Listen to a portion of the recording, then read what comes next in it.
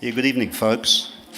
My name's John Altman, and I would like to start proceedings by inviting one of my two bosses here, Professor Brenda Sherednishenko, to just get this inaugural Alfred Deakin Institute Public Policy Forum underway. Light-footedly, sorry, instead of light-handedly, light-footedly. Wow. Well, thank you, John. Thank you, everyone, for being here this evening. It's my great pleasure to welcome you on behalf of our Vice-Chancellor, who couldn't be here tonight. She's interstate, I think, today or somewhere. I'd like to start by acknowledging the Wurundjeri people of the Kulin Nation, the traditional custodians and owners of this land. I pay my respects to their elders, past and present, and I pay my respects to all Indigenous people who are here today. And I thank you for your care of the land and the opportunity that you've, perhaps unwillingly initially, but ultimately that you're affording us in sharing this land and this space.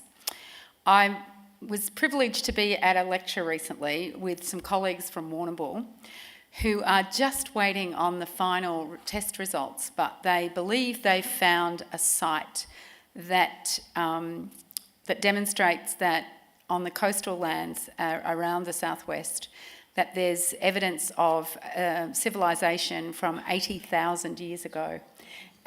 It's quite staggering and quite impressive, and I think we've trampled this land for the mere 200 years, and when you talk of treaty and restoration and restorative justice, as we are tonight, there's nothing more lopsided than 80,000 years of ownership and 200 years of trampling around. So it's with great respect that I welcome Muriel.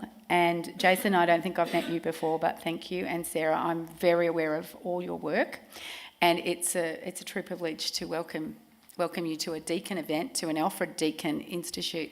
Alfred Deakin himself might not have been the most inclusive person politically. I have studied many of our political leaders after whom we've been named in a couple of universities, and I've been actually reasonably horrified about some of the things I've found about them. But I know their intent was about sharing democracy and about inclusion, even if they probably hadn't got it all right in their generation. Then again, I don't think we're there yet. So I very much look forward to tonight's debate and discussion, and I wish you all well. Thank you.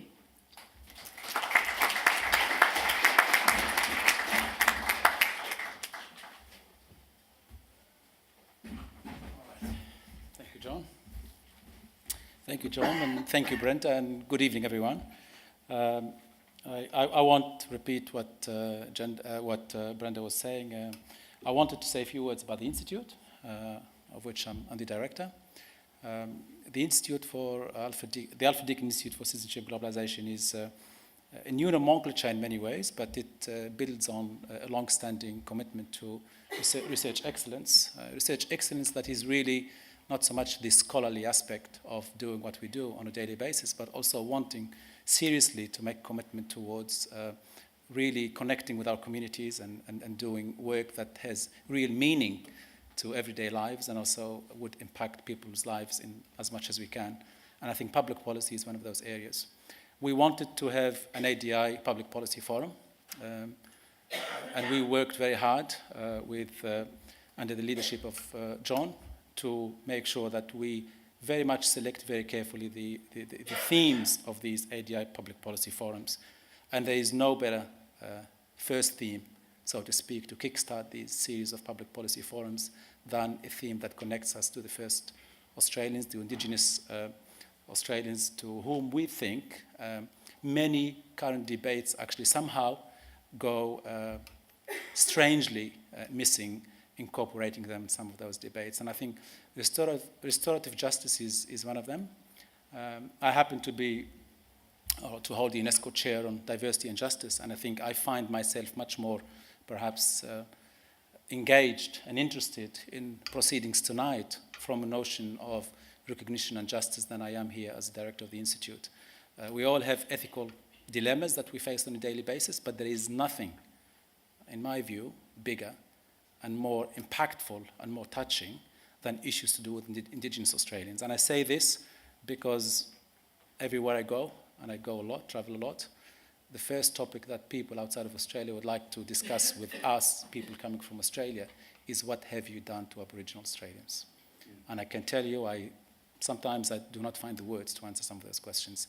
And it is for that reason that I'm so pleased that we've got three very interesting perspectives. So an Indigenous community perspective, a public policy making perspective, if I might say that, and also an academic perspective. So we hope that the complementarity of those perspectives will produce in-depth insights into this extremely important theme for our first ADI Public Policy Forum. So welcome, and I hand over to John Altman to take proceedings. So thank you very much.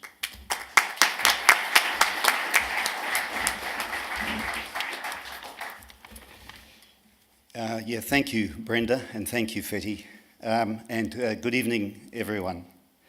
I too would like to acknowledge the traditional owners of central Melbourne, whose country we gather on this evening, especially as we discuss a critically important issue, treaty, that whispered word that can inflame passion and hotly contested views in Australian settler society, an issue of critical importance at a pivotal intersection between Indigenous aspirations and public policy. When I started at the Alfred Deakin Institute this February, I was asked to convene a public policy forum. Almost at the same time, at an historical meeting of Victoria's First Nations, as people gathered to discuss the national issue of constitutional recognition, the higher order issues of a treaty and self-determination were reignited. We might hear a little from our panellists about why the stakes were raised at that discussion. On hearing this news, three things struck me immediately. First, this was the absolutely appropriate topic for the inaugural ADI Policy Forum. Second, as two Commonwealth-driven processes, reconciliation and recognition continue on with no end in sight, one begun in 1991, 25 years ago, the other, ironically, by John Howard in the dying days of his reign in 2007, nearly a decade ago. The Indigenous peoples of Victoria seem understandably sceptical about these processes, and so they have started their own independent discussion on treaty. Third, the Commonwealth Government, with its Indigenous advancement strategy, is quite explicitly looking to mainstream or standardise the norms and values of Indigenous Australians and eliminate difference, be it statistical or behavioural. In marked contrast to the mantra of closing the gap, Aboriginal people in Victoria have proposed a treaty or treaties as a fundamentally different institutional framework. To its credit, the Daniel Andrews government has taken this proposal seriously, 16 years after the final report of the Council for Aboriginal Reconciliation encouraged state governments to take such unilateral and uni-governmental action. While it is far from clear now where the process will take us and where it will end, such bold political leadership on any matter, let alone Indigenous affairs, has become increasingly rare in Australia and is to be commended. This year marks the 40th anniversary of the passage of the federal land rights law in the Northern Territory. When it was proposed, this was crash-through, path-breaking policy making that can be attributed very directly to the policy bravery of Gough Whitlam. Whitlam astutely established a Royal Commission to implement his vision. In 1974, Royal Commissioner Justice Edward Woodward said two things that still resonate today. First, that the aim of land rights is the doing of simple justice to a people who have been deprived of their land without their consent and without compensation. This simple justice has still not been done in Victoria 40 years on. And second, and using the language of the day, Woodward said, Aborigines should be free to choose their own manner of living. This is something that seems to me to be embodied in the call for a treaty and self-determination. Historically, there have been other calls for a treaty, most notably by the Aboriginal Treaty Committee in 1979, chaired by my late colleague at ANU, Nugget Coombs. This current call, though, is different and more political because it is driven by Victorian First Nations.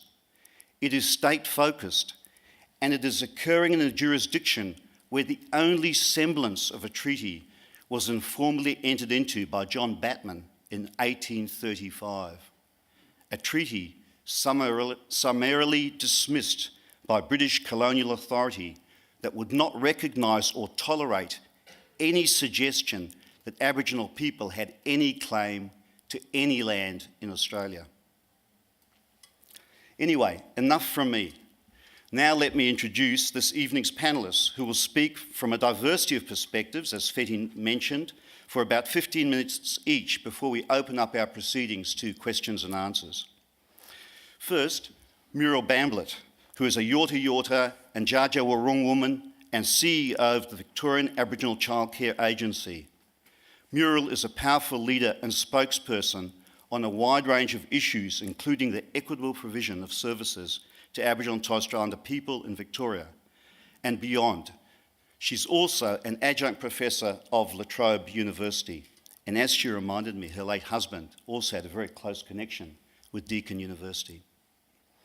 Next, Jason Mifsud, Executive Director of Aboriginal Victoria within the Department of Premier and Cabinet, with strong matrilineal links to the Kirai and Pequarong people of the Gunditjmara First Nation. Jason is a Harvard Business School alumni and is providing crucial guidance from within the bureaucracy to the Andrews government on the treaty negotiation process. Last, but certainly not least, Sarah Madison, an Associate Professor in Political Science at the University of Melbourne. Sarah's research and numerous publications, including most recently her book, Conflict, Transformation and Reconciliation, attest to her significant expertise in this area. This year, she's been providing advice to the Victorian Department of Premier and Cabinet on treaty issues from an international comparative perspective. So without further ado, please welcome Muriel Bamblett.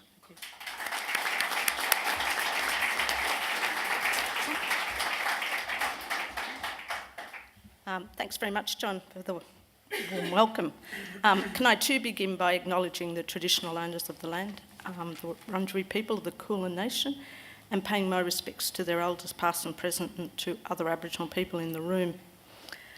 I'm really pleased to be here at this inaugural policy forum, and I just want to really sort of acknowledge the Alfred Deakin Institute.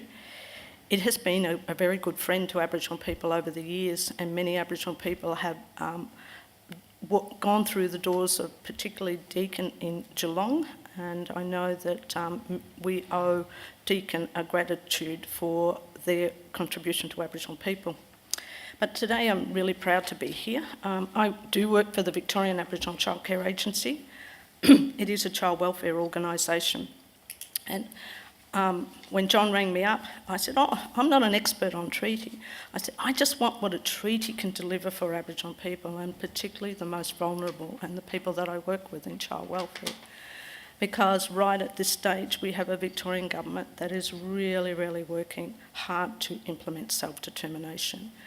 And I'll go through a number of those examples, but I think that it's really exciting, but I'm really concerned that a new government will come in and not honour those and not honour that work and will stop the work that's begun. We know there are a number of examples, though, of governments of countries who have treaties with Indigenous peoples. Most notably, these are New Zealand, the USA and Canada.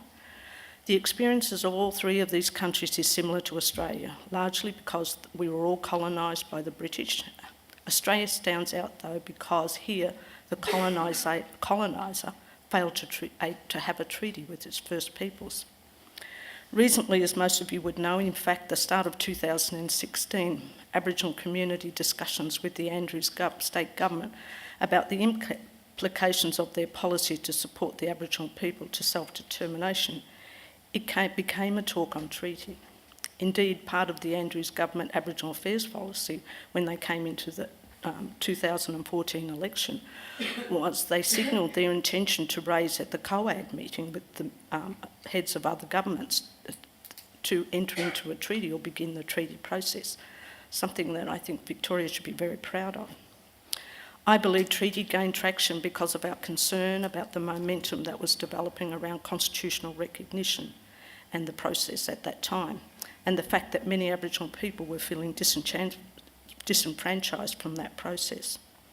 For us, there was a view that constitutional recognition is or was about non-Aboriginal needs, and in particular the needs of the governments to finally settle on the issue of Aboriginal rights. Many people saw this as inadequate, being largely symbolic, with no real commitments to Aboriginal people. It was also seen as a way of negating our claims to be sovereign people by a sleight of hand through constitutional acknowledgement of our existence into your founding document. A document which has had racist roots, indeed still does, allowing the federal government to justify the NT interventions on the grounds of race. We are pleased that in Victoria, the state Labor government's Aboriginal Affairs policy is based on a platform of acknowledging and supporting the rights of Aboriginal people to self-determination.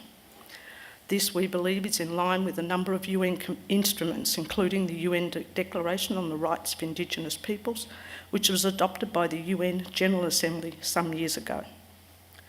But self-determination, what does that mean to us? It means that we have a right to make our own choices and decisions about any matters concerning us. This is the part that is easy enough to support, but for us, it's the implementation. That's always been harder for governments, because if you pursue this policy through to its logical conclusion, it means governments have to let go of decision-making in Aboriginal affairs and in governing us as Aboriginal peoples. So why is the principle so important to Indigenous people in Victoria? We have always acted as a people, whether or not this has been acknowledged by the colonisers of our lands. We had and still have our own culture, our land, whether or not native title formally recognised our attachment after over 200 years of it being taken away from us. We have our languages and we are trying to revive it. We have evidence of thousands of years of occupation and stewardship of this land. But converting this principle into an instrument that safeguards our rights in the future and into perpetuity is the reason why we have called for a treaty or treaties with governments. For us, a treaty is a mechanism agreed to by all that recognises our status as the first peoples of this land, including the right to make our own decisions about our own lives. It may in fact end up being called something else, but the key point about it is that it should be an agreement between governments and us, now and into the future, of our right to make our own decisions about all aspects of our lives. It means that we should not be at the mercy of policy decisions made by others according to the shades of their political thinking every 3 to 4 years. But will a treaty be a similar agreement to current instruments or approaches? In my view, it will give us greater decision-making control over all parts of our lives which remain unaddressed and we currently do not have the power or control over. It will enable a holistic approach.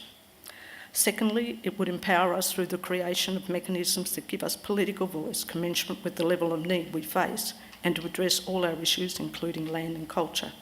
Thirdly, it would create a safeguard of our status as the first peoples of this country in an Australian society that is not subject to the whims of a changing nature of mainstream political views reflected in inconsistent approaches to Aboriginal affairs by various governments. We shouldn't forget that support for our right to self-determination was first expressed by the Whitlam government in the 70s, and since then we have gone through the ups and downs and have really come close to the practical realisation of the self-determination principle. We do need dominion and jurisdiction over our own affairs. When Aboriginal peoples and nations gain power or jurisdiction over their own affairs, then bureaucratic priorities will be replaced by Aboriginal priorities, therefore gaining support for our own initiatives and our own programs. Bureaucracies in our system of government are another centre of power and control over Aboriginal, and we have little influence unless they willingly cede their power and seek our influence. Decisions will be, if Aboriginal people have power, then decisions will begin to reflect local knowledge and concerns. Decisions will be linked to consequences, with jurisdiction becoming our responsibility, and we will become better capable and culturally responsive to the needs of our people. Talk of treaty has also been around for quite a while. I recall the discussion, and I think John spoke about Nugget Coons when he tried to sponsor, and the brief fling that Bob Hawke had with the idea. It hasn't gone away, and I'm pleased it's being revived and given practical impetus through the process currently underway in Victoria. But what difference would a treaty make to Aboriginal life here in Victoria? How would it make a difference to the differentials we see in the social and economic wellbeing indicators? We know we have a high health morbidity rates and a comparatively low life expectancy. We know of low educational achievement and the high child protection intervention, the juvenile justice, and more of our people in the prisons. Pat Anderson from Darwin, the author of the Little Children Sacred Report, said, "We are in a change of ourselves, of our destiny, of our lives, all aspects of ours as sovereign peoples. Claiming back this sovereignty, decolonising our minds to reinstate our forms of government is part of our journey. This is necessary, a necessary quest we need to undertake to be whole again. However, let me say," she said, "we never ceded our sovereignty. We practice it every day in running our own organisations. The Aboriginal Community Control Services and other organisations that practice self-determination are doing it every day." At the same forum about treaty and health in 2004, Olga Havanen said, "Central to bringing about improvement in the health of our people is the inherent right of self-determination and our capacity to exercise that right. If Indigenous Australians are not actively engaged as the primary agents of change, then the root causes of ill health will not be addressed." She went on to say, "In the area of health, as in so many aspects of lives, self-determination is essential, not merely as a matter of right, but as a matter of practicality. Good health cannot be simply delivered to our communities. It must be developed and sustained from within. It must be experienced. We must have experienced practitioners in the development, and that will definitely contribute to an environmental, a system that works." I know I'm probably running a bit short, so I might move along. For us, a treaty could do a number of things which are absent in contemporary Australia. It could create a forum and mechanism for a discussion, partnership, and a process to achieve objectives between Aboriginal people and governments. It could be an agreement that formally recognises our status as First Peoples and acknowledges our rights. It is essentially a plan to work together towards change that supersedes electoral cycles and establishes timelines that are our own and appropriate to address a number of issues, especially those that we know will take longer in an electoral cycle. A treaty could restore our decision-making rights, our governance structures, and our cultural protocols. Elements of these things exist in our lives today, of course, but are fragmented and the central and key part of the equation. Our place in decision-making about all aspects of our lives is not there. It is not just a matter of decision-making, because decisions without the resources to see the actions through is not meaningful. So treaty also needs to address funding for us to realise our decisions. I work for the Victorian Aboriginal Childcare Agency, and for me, a treaty means that we will control decision about decision making about the protection of our children. And they will need to have, we will need to be able to have a treaty in order to deliver the services according to our protocols. Currently, there are clauses in our legislation, such as the Children and Families Act, which recognises our rights to self-determination and spells out measures that will give effect to us. This has enabled us to take control of Aboriginal child welfare and to realise what is in the Act, which is called Section 18. This is a part of the Act which allows the Minister to appoint a head of an Aboriginal organisation like VACA to be a guardian of Aboriginal children under protection orders. We undertook an as-if pilot. Now, this is an example of how treaty can work. This was an as-if pilot for 13 children that were on long-term orders. And if you're in child protection, you know that long-term orders usually equate to children being permanently removed and placed in out-of-home care. We undertook this as-if pilot for 13 children. The hardest part for me was actually writing to the parents to ask the parents of those 13 children, would they let me be the guardian? And all of those parents agreed to that. The amazing thing was that when we did the guardianship of those 13 children, they'd been in care for between 2 to 5 years, and the long-term plan was for them to stay where they were. Most of them were in non-Aboriginal care. When we took the guardianship on, 6 of those 13 children went home. Now, anybody working in child welfare would know one child going home that's in permanent care is a big gain. To have 6 children go home. Currently in Victoria, there are 1,700 Aboriginal children in out-of-home care, and less than 10% of those are with Aboriginal carers. So we have a really big issue around where our children are, and quite clearly, the future looks like we will have another group of children that will be lost to the Aboriginal community. But for me, if almost 50% of those children went home, then guardianship works. Aboriginal people being involved in decision making works, and we can do that. If we negotiate a treatment, there are a number of ways in which child and welfare could be included in it. First, if treaties are signed with individual tribes and nations, then their right to managing child and family welfare will be spelled out in an agreement with associated resourcing and the government obligations. In the second scenario, a single treaty at a state level could also include child and family welfare provisions and how they relate to the existing structures dealing with child welfare. It is not commonly known, for instance, that VACA and other community control organisations manage a small percentage of the Aboriginal children that are in care.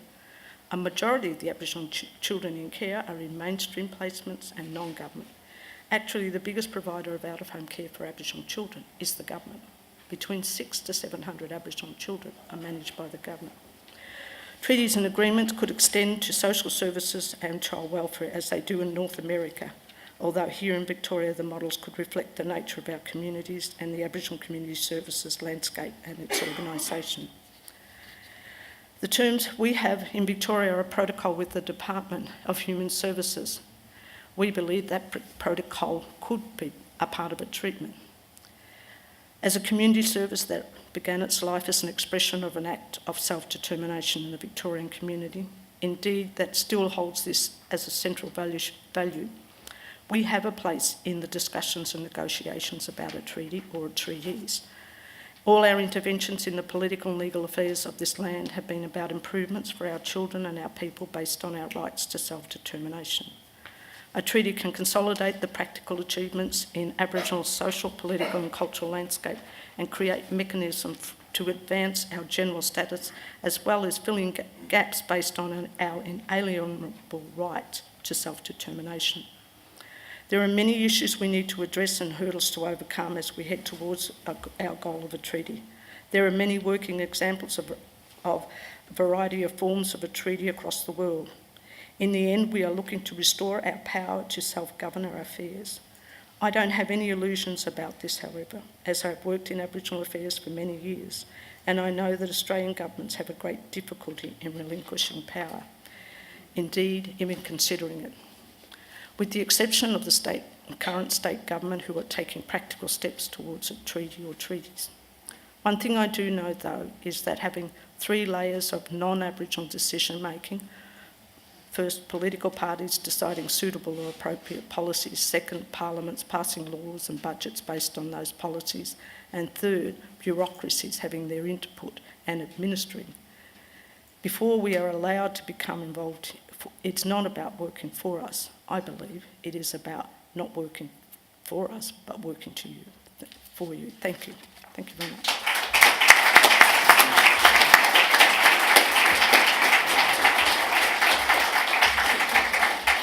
Thank you very much, Muriel.